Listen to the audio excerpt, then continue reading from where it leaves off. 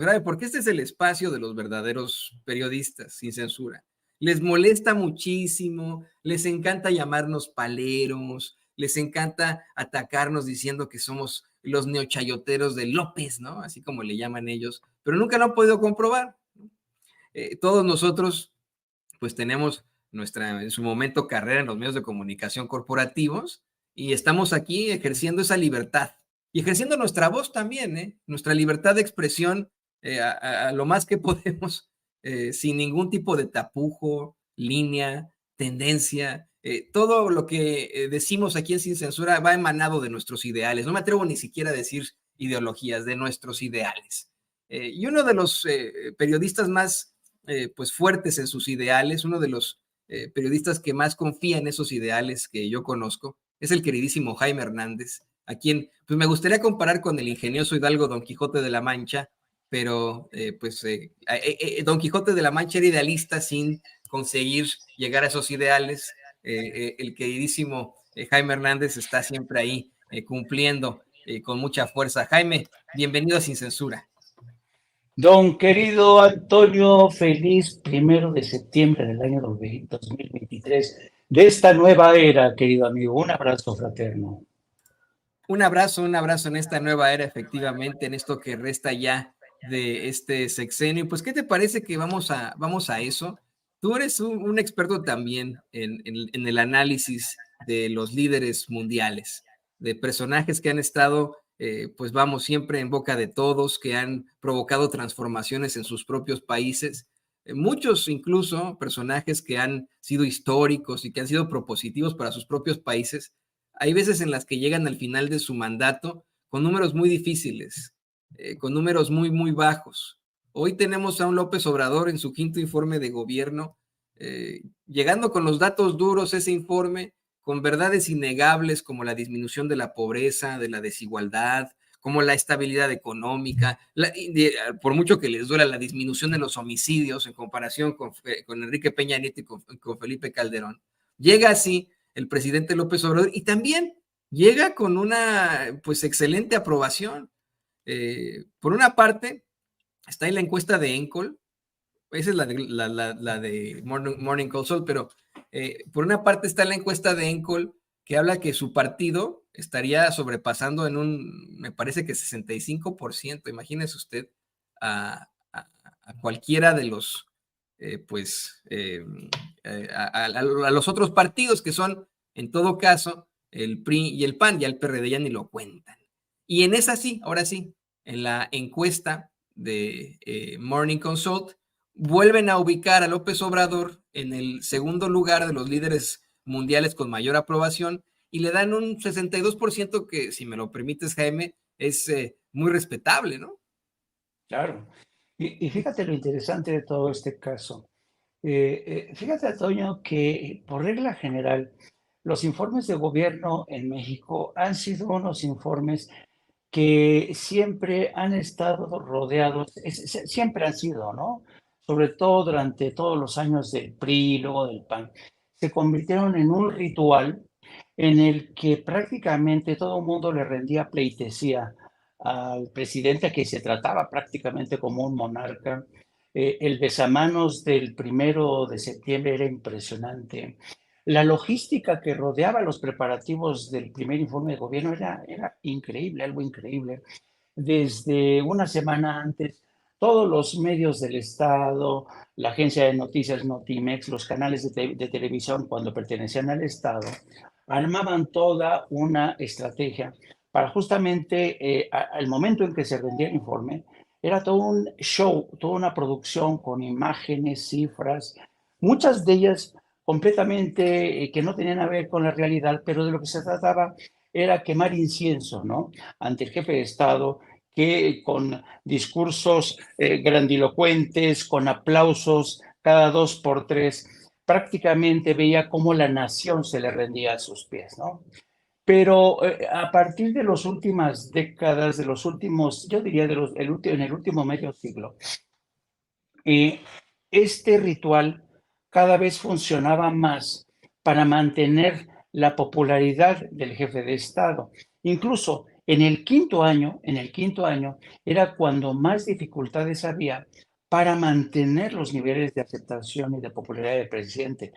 Yo recuerdo que haber participado en varias mesas editoriales en el quinto año de gobierno, y me acuerdo que era subdirector de noticieros de radio y televisión en Notimex, y me acuerdo que la preocupación principal de los directivos de Notimex era que la imagen del presidente en el quinto año se comenzaba a desgranar, se empezaba a desgranar y entonces ya no encontraban la forma de darle nuevamente nuevos bríos a la figura presidencial, porque claro, en el quinto año ya los golpes por la carestía, escándalos de corrupción, inseguridad, promesas incumplidas, ya le habían pasado factura. Entonces era muy difícil mantener, y me acuerdo que en el quinto año había preocupación sobre todo para que aquellos poderes fácticos como la iniciativa privada o como, por ejemplo, el líder de la CTM, el incombustible Fidel Velázquez,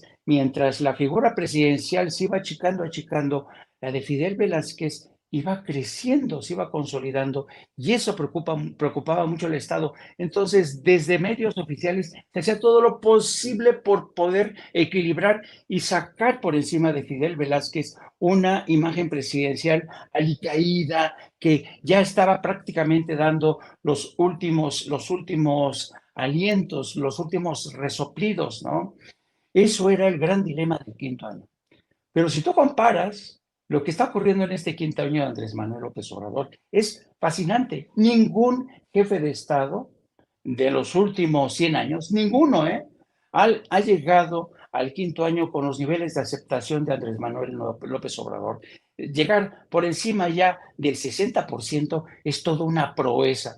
Que este hombre, con esta imagen ya de el pelo completamente encanecido, con las fatigas del trabajo asomándole por el rostro, estas ojeras, la piel ya con manchas, un hombre que trabaja, yo creo que más de 12 horas al día, pues este hombre aparentemente reducido, aparentemente desgastado físicamente, resulta ser que tiene niveles de aceptación increíbles, de lo cual habla de su fortaleza política, de su ascendencia increíble entre el resto de la población. Nunca antes habíamos visto este fenómeno, y yo la respuesta que tengo para explicar esto es que por primera vez tenemos a un presidente que ha cumplido con las expectativas de un pueblo que quería justicia social, que ya estaba harto de la corrupción, y yo creo que ese milagro de la popularidad, su razón directa está con algunas de las menciones que hizo hoy el presidente: la lucha contra la corrupción, comulgar con este principio de que primero los pobres, por el bien de todos, primero los pobres, y además porque es un presidente que está ofreciendo datos duros impresionantes. Hay nivel de desempleo de los más bajos de la historia, el nivel de crecimiento es de los más, si no espectaculares, por lo menos bastante aceptable después de lo que ocurrió con la pandemia, la fortaleza del peso frente al dólar, y con esa autoridad y ese poder consolidado, además, se ha dado el lujo hoy de soltarle un mega coscorrón al Poder Judicial, a quien señaló por ser un poder que anunció la iniciativa constitucional para entrar a saco de una reforma al Poder Judicial, porque ya basta de connivencias del Poder Judicial con los poderes económicos, con los poderes fácticos, desde esa autoridad que le ha valido los aplausos de muchos cuando precisamente dio a conocer esa iniciativa de ley. Y precisamente ya a estas alturas, como era de esperarse, este aplauso que cosechó al presidente al dar a conocer esta iniciativa ya se ve reflejada en medios como Reforma, escandalizados porque dice Reforma que el presidente está atacando al Poder Judicial, mientras que todo el país le aplaude, porque saben que las mañas, los vicios privados del Poder Judicial se han convertido en la gran piedra del zapato de la 4T, querido Toño. Y sabes qué, Hay otra cosa que me llama mucho la atención de la llegada a este quinto año de gobierno. Le voy a pedir al equipo que nos grabe. La relación que existe con Estados Unidos. La relación que siempre ha sido de amor y odio entre dos hermanos siameses que están ahí caminando juntos y que se pegan del uno al otro. Se pega uno con la mano derecha al pecho izquierdo y así se van en esta relación que siempre ha existido entre México y los Estados Unidos y que muchas veces tiene a uno de esos hermanos subyugado, ¿no? Muchas veces vemos a presidentes sumamente serviles de los que detentan el poder en los Estados Unidos. Y mira, no solamente presidentes, también secretarios, querido Jaime. O sea, imagínate, no solamente vimos a un, por ejemplo, Calderón servil a Barack Obama, vimos servil a Hillary Clinton como su secretaria de Estado, ¿no?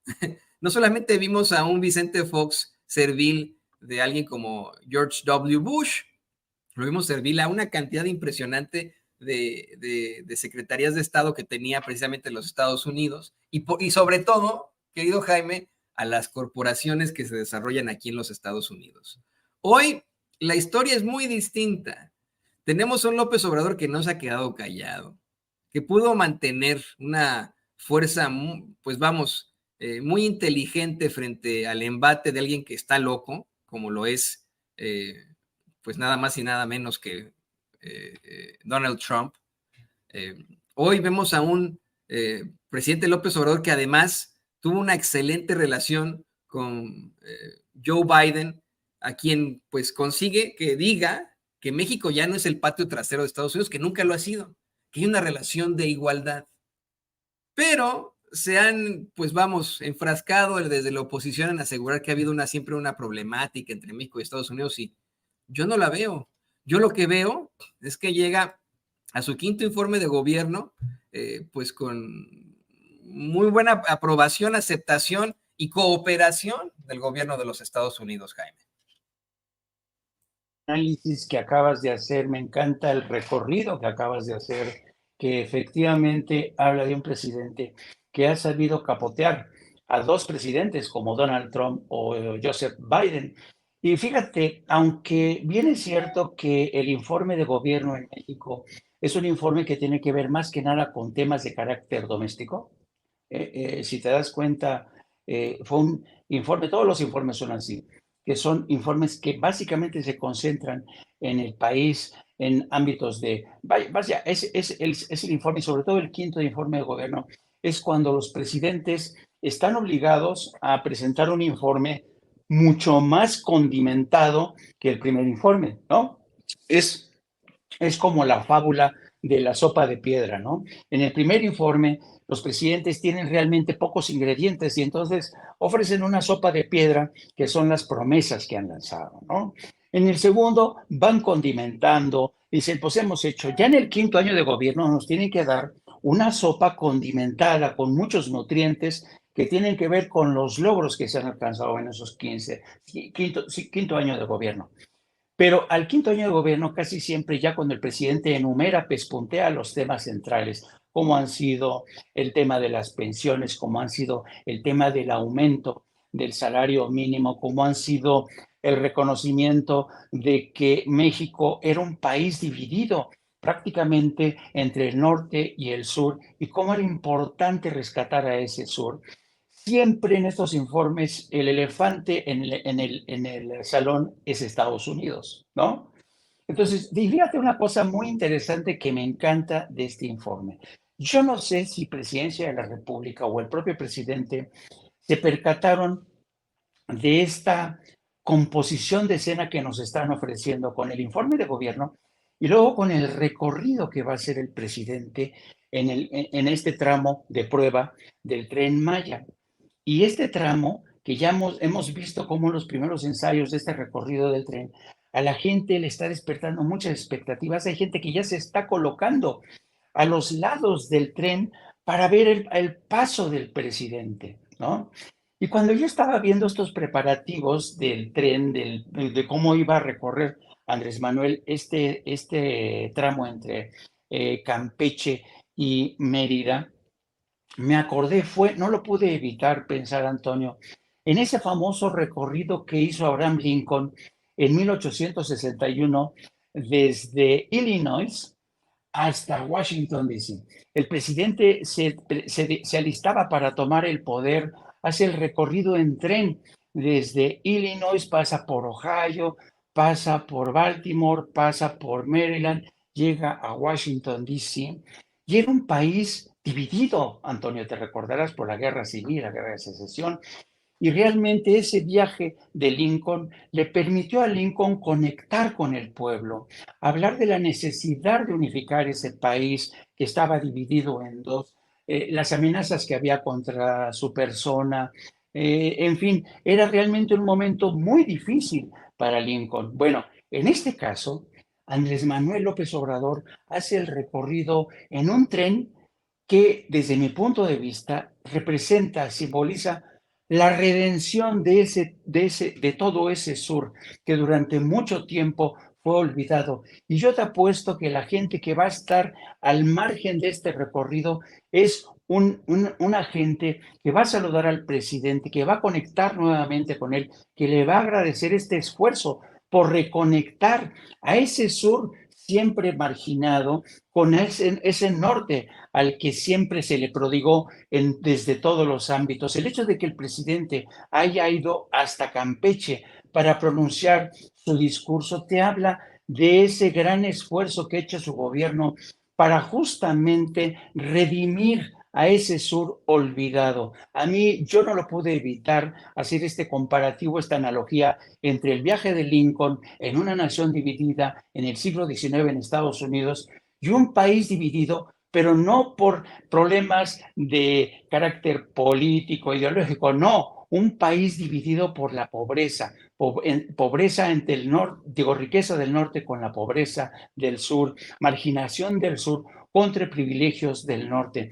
Ese ha sido y será el gran legado de Andrés Manuel. Y a mí me encanta este recorrido. Yo no sé si el presidente alcanza a vislumbrar el significado histórico de este recorrido que va a ser por el tren, pero yo espero que este recorrido en tren se quede ahí como una impronta en la memoria de todos los mexicanos, como un símbolo de lo que fue la parte culminante de una batalla para redimir al sur. Y todo esto tiene que ver también con esa defensa también que ha presentado Andrés Manuel de López Obrador frente a Estados Unidos.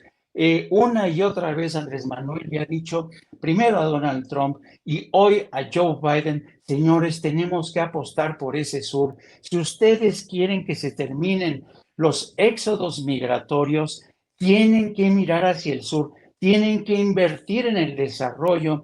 Ya basta de estar conteniendo el empuje de migrantes desesperados por violencia, por hambrunas, por catástrofes naturales. Es necesario invertir en ese sur. Yo creo que además esto significa que Andrés Manuel está predicando con el ejemplo, invirtiendo en ese sur. Y fíjate lo interesante, querido Antonio, a pesar de estas demandas del presidente, Estados Unidos ha hecho oídos sordos, ha preferido invertir más de 100,000 millones de dólares, insisto, casi 111,000 millones de dólares en la guerra en Irak antes que invertir ni siquiera los 4,000 millones de dólares que prometió en el desarrollo de ese sur que hoy necesita apostar por el desarrollo, que hoy necesita del norte más que nunca. Bueno, pues el presidente ya está predicando con el ejemplo, empezando por su propia casa, apostando por el desarrollo de ese sur que había sido olvidado no solamente por Estados Unidos, ¿no? Sino por la clase, el poder oligárquico de México que siempre vio en ese sur, ¿sabes? Solamente lugares en donde podían tener plantaciones de plátanos o plantaciones de nequén, donde se vivían regímenes de explotación. Para mí, realmente, este acto, este recorrido que va a realizar Andrés Manuel López Obrador, para mí tiene este alto contenido de redención por el sur, querido Antonio. Fíjate, qué curioso. Recientemente he estado investigando un poco más sobre Abraham Lincoln o Abraham Lincoln, y me encontré con comentarios de la época en periódicos de la época o simple y sencillamente los comentarios que se recabaron sobre su gestión, sobre su gobierno. ¿Sabes, querido Jaime, lo que se decía de Abraham Lincoln, de Abraham Lincoln en ese entonces, lo que decían sus adversarios? Este señor nos polariza, este señor nos está dividiendo. Te lo juro, es increíble, pero eso es lo que decía la sociedad sureña pro esclavitud, que estaba en contra de Abraham Lincoln. Decía, este señor nos está polarizando, este señor nos divide cuando, pues, ¿qué tiene de malo que nosotros estemos a favor del esclavismo, de la esclavitud? ¿Cómo es posible que llegue este señor a dividirnos a nosotros, a los estadounidenses, que no sé qué, ¿no? O sea, es en el ánimo de pensar en lo que está bien y en lo que está mal. Evidentemente, no hay nada más antiego e inmoral que la esclavitud. Pero desafortunadamente en otros siglos no era considerada esa estúpida institución como una circunstancia tal vez tan controvertida, y se mantuvo en este país, en los Estados Unidos, hasta pues gran parte del siglo XIX.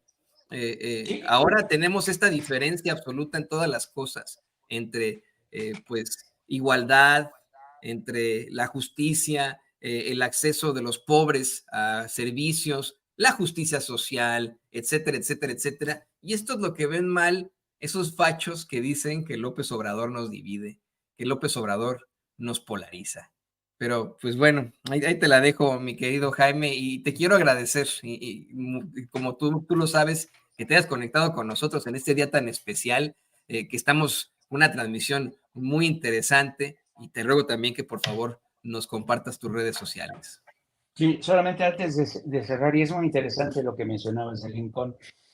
Fíjate que a lo mejor alguien se va a escandalizar por la analogía que voy a tratar de establecer, pero si bien es cierto que Abraham Lincoln luchó contra la esclavitud, que impulsaba el sur, que defendía el sur, fíjate, Andrés Manuel López Obrador también es un hombre que está luchando contra esa esclavitud laboral que se ha vivido durante décadas en ese sur olvidado de México. Yo creo que en ese sentido, yo creo que estos dos personajes se pueden comparar desde esa óptica, ¿no? Abraham Lincoln como el hombre que supo combatir el esclavismo, pero también hoy Andrés Manuel López Obrador, que ha hecho un enorme esfuerzo para abatir esta forma de esclavitud que llegó con el neoliberalismo. ¿Quién lo iba a decir, no? ¿Quién lo iba a decir, querido Antonio? Te comparto, ustedes me pueden seguir a través de mis redes sociales en @Jaime_Journo, pero también a través de nuestro programa No Apto para Cínicos. Transmitimos todos los días a partir de las 14 horas. Búsquenos en YouTube, No Apto para Cínicos, suscríbanse y ahí nos vemos. Como siempre, querido Antonio, un placer coincidir contigo. Te mando un abrazo fraternal que te pido extiendas también a nuestro querido Chente. El audio. Decía que lo mejor me van a criticar y golpear muchísimo pues vamos, los adversarios de Sin Censura, los fachos, pero quiero cerrar tu comentario, querido Jaime, diciendo que mientras Abraham Lincoln emancipó a los afrodescendientes de los Estados Unidos, a los afroestadounidenses, Andrés Manuel López Obrador probablemente nos habrá emancipado a los que estuvimos bajo esa esclavitud de la ignorancia en la que nos mantuvieron los medios de comunicación corporativos. École, ahí estoy contigo, querido Antonio. Bueno, pues ahí lo tiene usted al queridísimo Jaime Hernández, corresponsal de guerra, gran periodista aquí en Sin Censura. Gracias, querido Jaime, ahí estamos en estas. Y vamos de